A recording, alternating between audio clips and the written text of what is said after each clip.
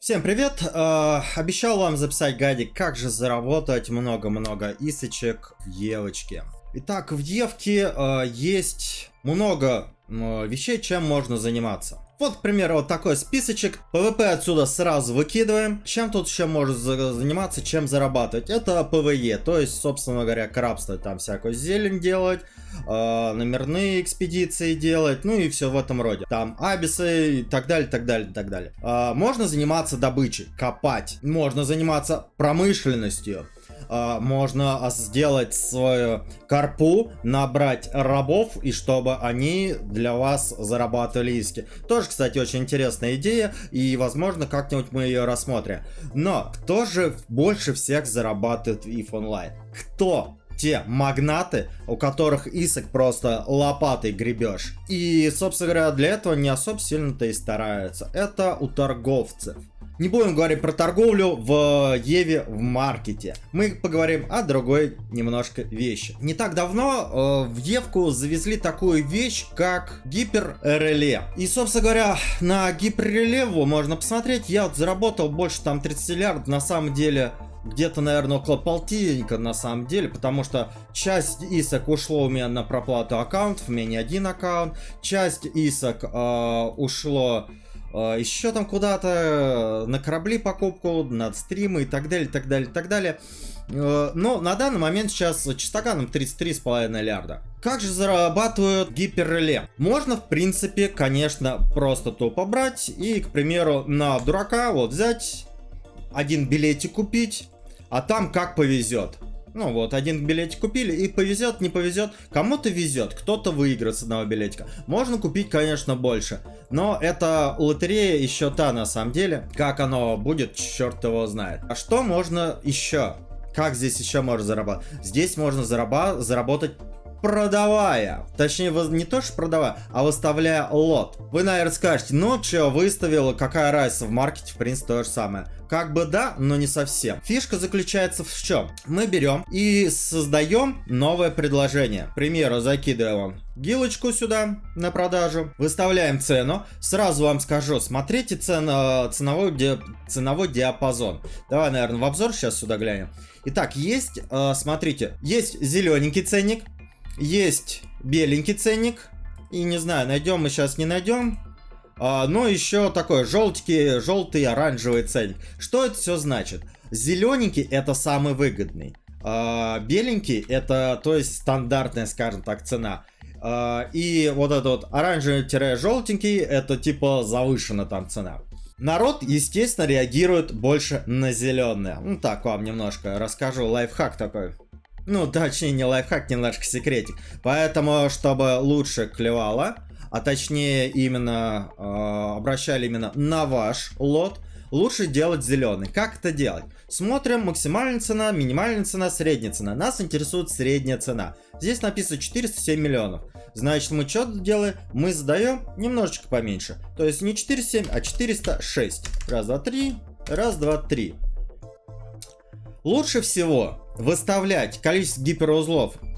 Я это тестировал где-то несколько месяцев, поэтому попробовал и то, и все. И тут есть количество 8, 16, 48 и 512. Лучше всего либо 8. Это человек прямо один на один с вами, так сказать. Пробует, проверяет свою удачу. Ну и вашу, соответственно, также. Но платить ему придется за один только билетик 50 лямов. Либо 512. Здесь достаточно много народа. Получается, цена билетика меньше ляма. Это интересно, это вкусно. И народ на это ведется. Ведется и это покупает. Так, 406. Создать. Подтвердить. В общем, подтвердили, готов у нас лотик. Что делаем дальше? Дальше проходим просмотр предложения. И скупаем половину билетиков. Вот так вот. Скупили половину билетов. Что нам это дает? Нам это дает примерно 50 на 50. Либо мы обратно эту свою гилу выиграем, ну, либо нет. Как показала практика, большую часть все-таки выиграем. И за счет этого, то есть смотрите, как здесь происходит заработок.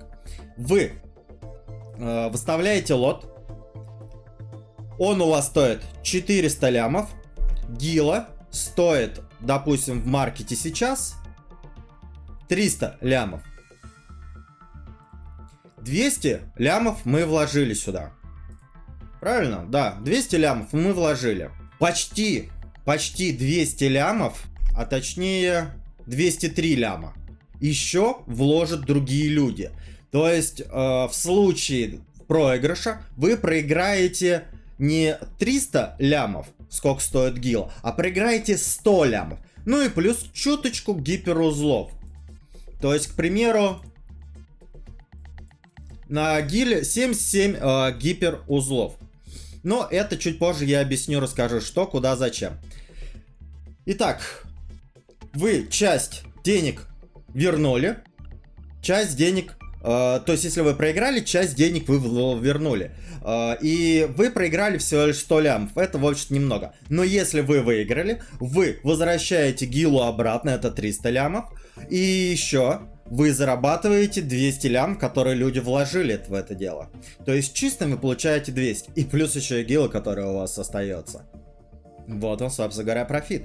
То есть, играем, так сказать, в эту лотерею. Но мы делаем максимально для себя хорошую выгоду за счет того, что половина билетов мы скупаем.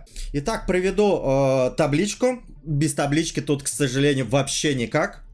Итак, вот она моя табличка, по которой, собственно говоря, я торговлю делал. В принципе, некоторые поля у меня закрыты. Я об этом предупреждал, что это, скажем так, синие фишки в гиперреле, где вы будете торговать прямо не то, что безубыточно, даже если вы проиграете, вы все равно будете в плюсе. Вот так вот. Эту информацию я дам во втором видео, и она будет только доступна для спонсоров. Для спонсоров моего канала. Но и той информации, которую я сейчас вам дам, более чем достаточно. Там вы поиграете одним другим, либо воспользуетесь тем, что у меня есть, и все равно будете, собственно говоря, на коне в плюсе. Итак, я тут пробовал Драмиелька, вот это даже не пробовал, вот как раз гилы пробовал. Ну вот давайте как раз на примере гил. Итак, торговлей я тогда занимался, еще гилы сумасшедшие цены стоили, 355, в гипере они средние 430 стоили, соответственно выплата была 408 лямов. Разница получается, я уже не помню, нафига я ее делал, это в принципе так, чисто для себя. Скупка билетов это единичка у меня было, сколько, когда 256 билетов скупаешь, сколько опять-таки у тебя было. Гиперов сколько требовалось, опять-таки же цена гиперов у меня здесь указана, все это указано. Потом в плюсе и, собственно говоря, в минусе. Это сколько у меня на торговле находилось на тот момент, это сейчас уже не актуально. Итак, в плюсе это то, что сколько я выиграл обратно. Минус это когда у вас не пошло, не выкупили билетики, и у вас обратно скидывается все. То есть гил у вас остается, деньги обратно возвращаются, которые вы вложили на покупку билетиков, но гиперы уходят. То есть это все равно в минус. То есть небольшой минус за счет того, что вы потратили гиперы на это дело. Ну и, собственно говоря, минус. Ну вот, к примеру, 15 гил было выиграно обратно, 10 потрачено. И в итоге, на гилах я заработал почти 6 лярдов и потратил... точнее, а в минус ушел на почти 2 лярда. То есть получается, ну, грубо говоря, 6 минус 2, 4 лярда. 4 лярда. Вот так вот. Просто вот на гилах. Этим, в принципе, заниматься может любой. Прям вот вообще любой. Вот такая вот табличка у меня. Тут я еще пробовал астерки. Астерки не очень у меня, конечно, везло. И, собственно говоря, но все равно я ушел с ними в плюс. Потому что была хорошая там разница, по-моему. Вот, где там у меня еще вкусняк? Ах, да, значит, на легионах я в минус ушел, не пошло у меня. На противнях тоже, в принципе. На тенгушах, ну, пол-лярда плюс, не очень. А вот на локе мне прям вообще зашло шикарно. Прям вот хорошо зашло. Тут вот просто реально удача, как пойдет, как не пойдет. Ну и плюс можно посмотреть заодно, как народ реагирует на все это дело. Там, интересно ему этот товар, не интересен.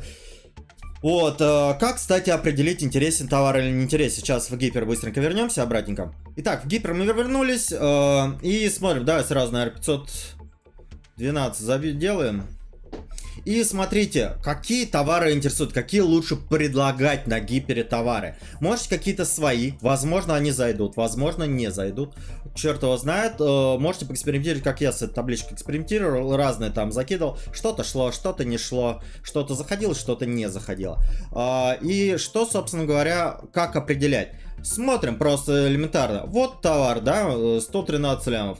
212 покупок, 512, да, как давно это расположили. Осталось на 3 дня, на 3 дня лот у вас. Осталось, ну, грубо говоря, 1,5 дня, и за 1,5 дня как-то не особо скупается это все дело. Смотрим дальше. Bowhead, 133 осталось билетика, когда расположили? День прошел. День прошел. И, в принципе, народ покупает. То есть, вот это хороший лот в плане того, чтобы точно такой же выставлять на продажу билетиками. Что еще, к примеру? Вот, Nightmare, к примеру, да, вот тоже. Прошло больше суток. Ну и билетиков осталось 156. Их, в общем-то, выкупы. То есть, вот таким вот образом можно смотреть, какой ходовой товар. Либо можете, собственно говоря, свой предлагать. Как больше зарабатывать? Как именно больше тут зарабатывать? Чем больше исок у вас, тем больше вы будете зарабатывать. Вот такой интересный парадокс, что ли. Почему? Потому что вы можете больше товаров закинуть. То есть не один, не два, не три, а, скажем так, 10, 20, 30 сразу товаров все закинуть. Они у вас обрабатываются, и вы получаете доход с этого. Плюс вы можете дорогой товар закидывать. Вернемся обратно, к примеру, к моей табличке. То есть, к примеру, ну вот на этой бесплатной акселераторе, да? То есть в плюсе ты, получается, на 119... в плюсе ты, получается, на 119 лямов. Если, допустим, Агила 386 лямов ты в плюсе. То есть чувствуется, да, разница? Вы получаете либо почти 400 лямов, либо 100 лямов дохода. Но вот чем такое. Или, к примеру, вот Орка. Я вот Орку пробовал продать, но, блин, мне не свезло. Да. Здесь тоже проблемка. Но если бы я выиграл бы, я бы получил бы больше 2 лярдов в плюсе. Вот так вот. То есть, чем больше у вас исок, тем больше вы можете вкладывать, больше серьезный товар можете закидывать, и тем больше вы выхлоп будете получать.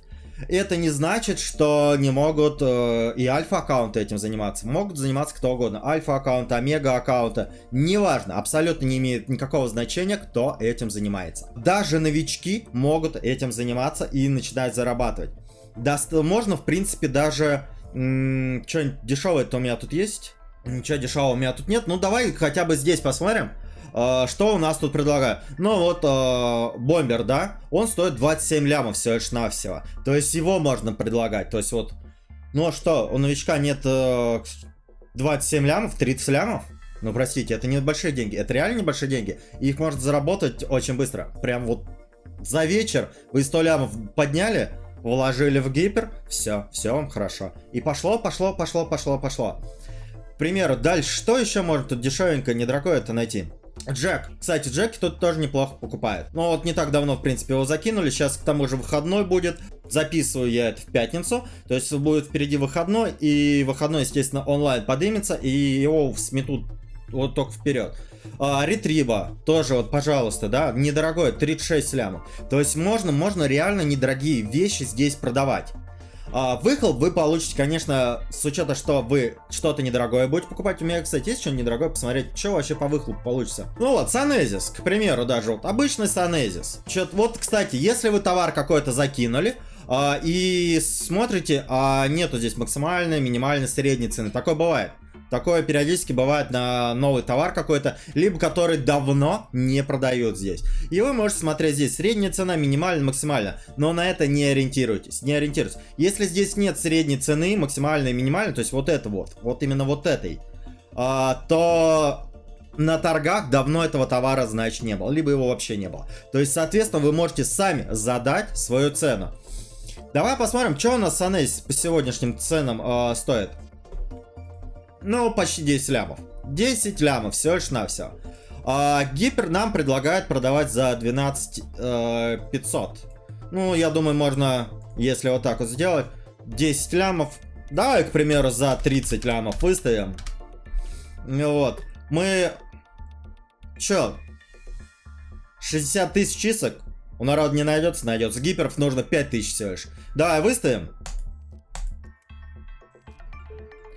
Выставили за 30 лямов. Покупаем 256. И мы покупаем эти билетики за 15 лямов. То есть остальные 250 билетиков будут также стоить 15 лямов. То есть как только это дело продастся, вы еще и в плюсе окажете. Даже если вы проиграете, вы окажете в плюсе, потому что он стоит 9 лямов.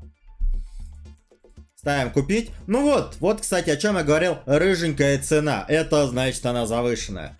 Уже, честно говоря, не уверен, не факт, что купят. Но с учетом того, что ценник не стоял, значит, давно Санейс здесь никто не покупал и не продавал. Но и здесь и цена-то всего-то 56 тысяч. 58, сорян. 58 тысяч исок. Но это не деньги, согласись. Купить один билетик, там 10 билетиков. Я уверен, на такую цену народ клюнет. Клюнет, заинтересуется и обязательно купят. Ну, хотя бы потому что, блин, на халяву. Считай, Санейс-то. За 60 тысяч исок-то. Ни о чем вообще. Вот. Собственно говоря, если у вас есть еще какие-то вопросы по гиперреле, пишите в комментах, какие вопросы. Я в комментах буду стараться на все ваши вопросы отвечать. Ну или почти на все. Если они, конечно, не будут касаться того бонусного уровня, который я подготовил для спонсоров. Ну, собственно говоря, наверное, все. А дальше, собственно, пойдет тематика для спонсоров. Остальным пока.